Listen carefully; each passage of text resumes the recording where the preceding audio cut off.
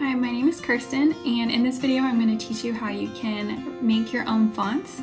There are so many different applications and websites out there that you can use to make your own fonts, but today I'm going to focus on what I use, which is iFontMaker.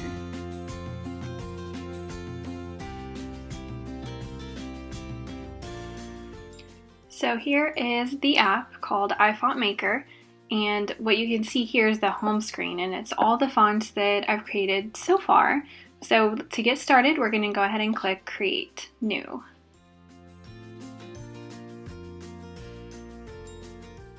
So once we're in here, the first thing I want to show you are the different characters. So up here you can see there's like the uppercase, the lowercase, all the symbols that you want. You can go to the Latin alphabet and keep scrolling. There's even web symbols. You can go back and forth between whichever one you want to, start randomly, go back to what you need to do. It's a really cool navigation tool.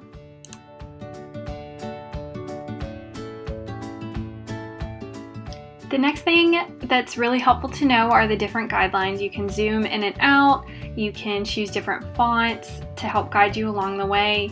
But there's all these different types of lines like the ascender, the capital letter height, lowercase letter height. But here are the different fonts that you can choose from. They're great guidelines to use. Obviously you don't want to copy exactly as is. Lots to choose from. This is the one I like. Next up are the different types of pens that you can choose to use. There's some really crazy fun ones, for example, bubbles. So you can make your strokes using bubbles. If we keep looking here, there's also stars, which I don't know why you would want to use this for fonts, but whatever floats your boat. The ones that I like to use most are the normal pen tool. This one is kind of like a brush.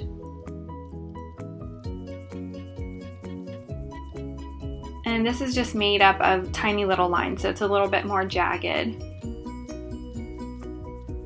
And then of course the line one, because it really helps making straight lines.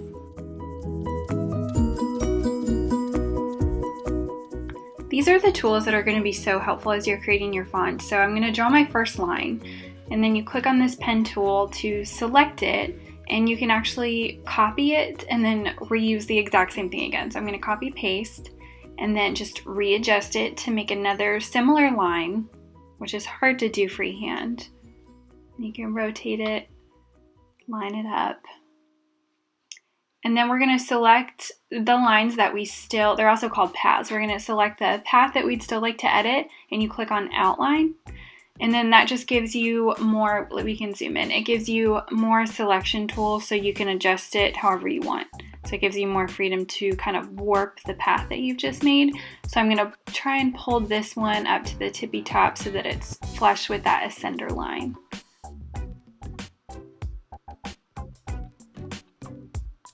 Sometimes it takes a couple tries.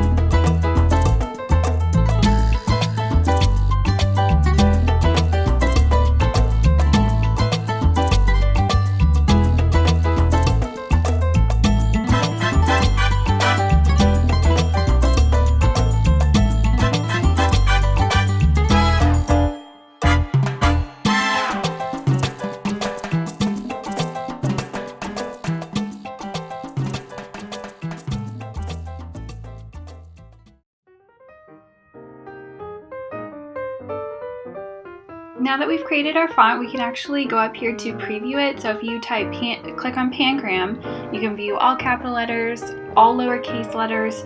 You can skip around between some capitals, some lowercase. They even have phrases that are helpful, so you can kind of see what it looks like. I always use this preview to make sure there's no last minute edits that I want to make, which there probably will be with this font. But it gives you a cool little preview before you build your font.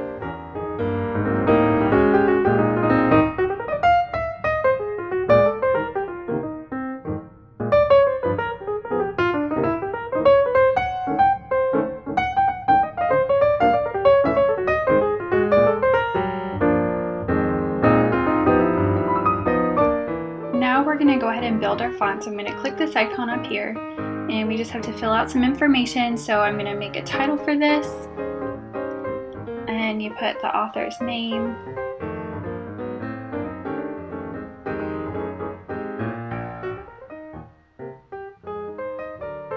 and I'll click public, non-commercial,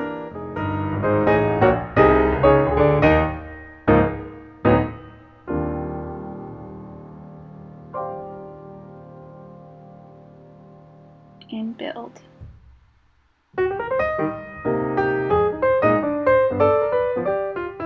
Done. I'm going to go ahead and install it, which only takes a minute, less than a minute, and then we can open it online. So this would be available for anyone else to view if they had the link, or if they went to this website. And there it is with all the different font faces, just to see as an example.